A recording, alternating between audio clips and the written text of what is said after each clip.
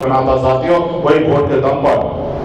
अगर ऐसा व्यवस्था नहीं होता तो ना लालू जी जन्म लेते, ना मुख्यमंत्री बनते, ना मायावती जी बनते, और ना ही गरीब मछुआरा का बेटा बिहार का मुख्यमंत्री बनता। ऐसा नहीं होता। तो इस समय को आप सबको आने वाला समय में कंटिन्यूटी लेके चलना है। आप देख रहे हैं कि चुनाव का समय है। आज हमारे निषाद समाज को बंगाल में आरक्षण मिल रहा है एससी का। आप दिल्ली में जाइए, जहां पे संविधान बना वहां पे एससी का आरक्षण निषाद को मिलता है। चाहे निषाद में भील हो, बेलदार हो, नुनिया हो, मला हो, चाहे वो तीयर हो, बनपर हो, गोरी हो, बेलदार, तमाम निषाद के सभी 22 के 22 उपजाति को आरक्षण मिल रहा है। लेकिन बिहार में नहीं मिल रहा। क्यों नहीं मिल रहा है? क्योंकि उस समय का सरकार ने सही काम नहीं किया। और दूसरा, आप पढ़े लिखे नहीं थे, हमारे पूर्वज पढ़े लिखे नहीं थे, उन्होंने संघर्ष नहीं किया, जिसके कारण हमको आरक्षण नहीं मिला। अगर हमारा समाज पढ़ा लिखा होता, हमारे पूर्वज बाप दादा अगर संघर्ष करते, तो आज हमारे समाज को आरक्षण मिल गया होता। और आरक्षण मिलता तो क्या लाभ होता?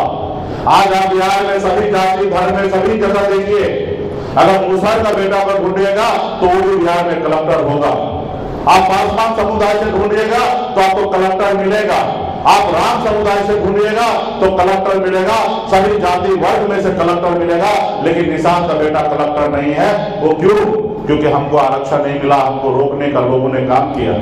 तो इसलिए साथियों, आपको आरक्षण मिल जाएगा तो आपका बेटा इंजीनियर होगा, डॉक्टर होगा, आईएएस होगा, आईएएस होगा, बड़े से बड़े पौधे पे आपके समाज के लोग होंगे। तो इसके लिए आपको और हमको संघर्ष करना पड़ेगा। लोग चांद पे घर बनाने के लिए सोचते हैं, लेकिन आज भी गरीब समाज के हम लोगों को रहने के लिए, इस धरती पर रहने के लिए घर नहीं है। आज हमारे गांव घर में बच्चा बीमार पड़ते हैं तो उसके माँ बाप के पास पैसा नहीं होता, इलाज नहीं करा पाते, और नहीं इलाज सही से होता है तो बच्चा अपने माँ के गोद में दम तोड़ देता है और माँ बाप कुछ नहीं करता है, यूं ही देखते रह जाता है। तो ये स्थिति को बदलना पड़ेगा। और स्थिति कैसे बदलेगा? आपके वोट के ताकत से बदलेगा साथियों, आपके वोट के ताकत से बनेगा। आज बिहार में 10% से अधिक निषाद समाज का वोट है। अगर ये वोट एक साथ हो जाए तो बिहार में डिप्टी सीएम क्या, आप बिहार का मुख्यमंत्री बन सकते हैं साथियों, मुख्यमंत्री बन सकते हैं। और सरकारी सब चीज है। पहले राजा महाराजा हुआ करता था, अभी सरकार है। अगर सरकार चाहेगा तो आपके गांव में हॉस्पिटल बना सकता है, सरकार चाहेगा तो आपके गांव में स्कूल बना सकता है। अगर सरकार नहीं चाहेगा तो नहीं होगा। आज हम लोग जो लड़ाई लड़ रहे हैं, अगर दिल्ली की सरकार चाहेगा तो कल का कल आरक्षण लागू कर देगा। और जब कल आरक्षण लागू हो जाएगा तो निषाद का बेटा आने वाले समय में आईएएस आईपीएस होगा। अगर सरकार आपका होगा तो निश्चित तौर पर बनेगा। जो लोग आपको हजारों साल से गुलाम बना के रखा है, वो बना आपको क्यों मालिक बनाएगा?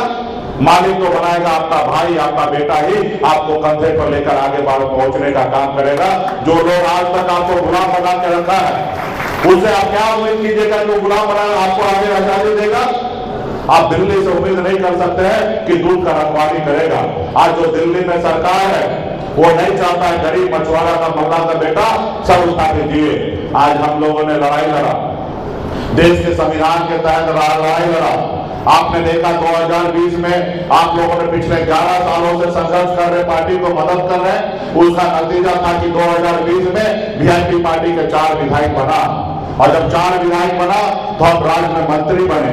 और जब हम मंत्री बने, राज्य में अपने लोगों के लिए काम कर रहे थे। उस समय में तो मेरे पास सरकार का चाबी था। अगर हम नहीं समर्थन देते नीतीश कुमार जी को तो बिहार का मुख्यमंत्री नीतीश कुमार नहीं बनता। ये हमारे पास ताकत था। लेकिन हम लोग अमर सैनिक, युवा सैनिक, विराटनाथ पूरन देवी के वंशज है। हम लोग कभी किसी के साथ छल कपट गद्दारी नहीं करते हैं। हम लोगों ने ईमानदारी से उनको अपने मुख्यमंत्री बनाने का काम किया। हमारे वोट से भाजपा 74 विधायक बना लिया। लेकिन जब हमारे पास 4 विधायक बना और हम अपने अधिकार के लिए, आरक्षण के लिए लड़ाई लड़ रहे थे, जब नहीं दे रहा था तो हम उत्तर प्रदेश तक लड़ाई लड़ने लगे तो भाजपा को तकलीफ होने लगा। देखा कि एक बंबई से आया, अपने समाज को जागरूक कर लिया है, ये 4 विधायक बना लिया। मुकेश सहनी को रोको, अगर नहीं रोकोगे तो आने वाले समय में 40 बनाएगा और एक समय में 125 बना के बिहार में सरकार बना के मुख्यमंत्री बन जाएगा।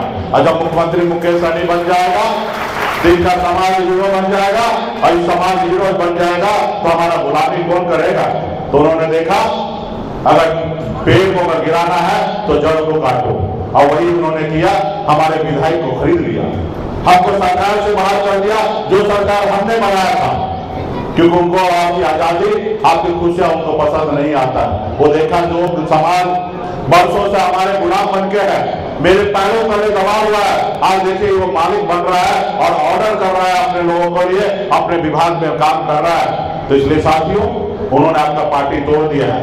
तो समय आ चुका है, हम संकल्प लेके बैठे हैं, 4 नहीं 40 विधायक बनाएंगे साथियों, 40 विधायक बनाएंगे।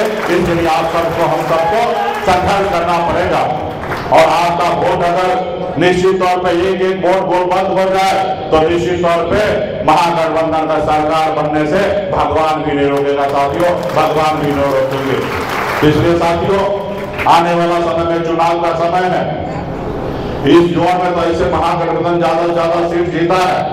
आपको इस जोन में 2 सीट खाली है, आरा सदर खाली है और बराड़ा खाली है।